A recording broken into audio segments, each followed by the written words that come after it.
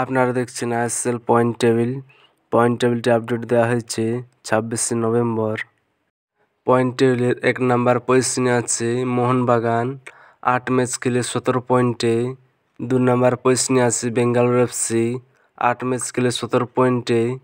3 নম্বর পজিশনে আছে north east United 9 match খেলে 15 পয়েন্টে।